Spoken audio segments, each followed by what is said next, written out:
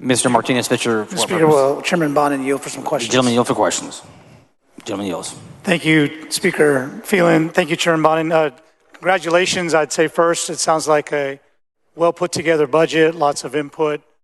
Congratulations to the conferees for all their hard work as well. I'm particularly pleased with some of the investments that have been made in my area of the state, City of San Antonio, County of Bear, up until the very last minute, adding some more appropriation dollars in that region. I appreciate that. I had two specific areas of questions that I wanted to ask you about.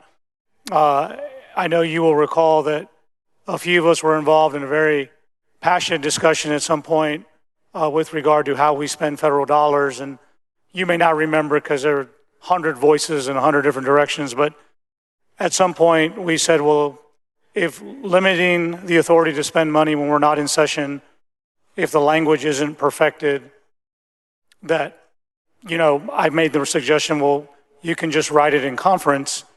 And I think you said to me with a half smile, you said, well, you may not like what comes out. And I'll have to say that the language that I've read that you've laid out, I do like it. And so I think it's a testament to how we can work to an end to accomplish a goal and manage and maintain our both legislative and our constitutional prerogative to hold the purse. But I am curious, can you just explain to me, I know you said that federal funds not appropriate or excluded from the budget. What does that mean when I go home to have dinner with my 12-year-old and my 10-year-old? How do I tell them what we did with regard to those federal funds?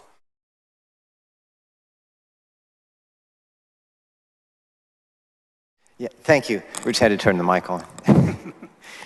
So the way I would explain it is there are lots of different components of federal relief money that are being sent down to the state. Some of that gives us significant discretion. In other words, we have choices in what we do with that money. There are other components that are very specific. They are appropriated by the federal government for a specific program or a specific agency for an identified reason. And what we wanted to structure was language that said those dollars that do not have discretion because the federal government's determined what we may do with them, we don't want to interfere with those dollars flowing to their intended location to help the people of the state. But the roughly $16 billion that are state discretionary spending, and when I say discretionary, we don't have complete discretion. There are some guardrails that are put into place, and we don't have all of the allowable uses or rules around that, but we're going to have some options. That money is simply not appropriated, so it's not available, and it won't be available until we appropriate it in a special session in a few months. And then similarly, there's a smaller amount of money, but nonetheless important for capital projects, and so that's also revenue over which this body may deliberate and make decisions. That's not appropriated, and so that would be appropriated in a special session as well. Just loosely translated, if it's not appropriated, nobody can't be spent. Can't be spent. Okay, I appreciate that. And then the other area I wanted to engage on is since 2013, this body made the decision to start funding operations along the border. It's obviously not a place where we have unanimity. We've had passionate debate. But I think everybody in this body, in this chamber, knows that border security is not a specific article. Is that correct? So the funding for operations and strategies that involve border security appear in more than one article or in more than one location in the budget. And so in the House version, when we debated this budget, the House committed $797 million to border security and then provided, as they always have since 2013, a breakout sheet to show us every dollar in every agency. And when I look at this conference report, I don't see that breakout sheet, and I'm curious to know if there's one coming, or is there an explanation as to why we don't have that? Yeah, absolutely. There is one coming. In fact, we can provide that to members. And there, as I understand it, LBB, and I don't remember the exact intervals, but they do routinely provide that data to the legislature. And I'm happy to get that to you. And I appreciate, because I have to make a decision today on SB1, whether to vote for it or not. And if my sole question is, what are we doing on the border? We've had conversations non-budget related as to accountability of funds appropriated and whether they're being put to good use.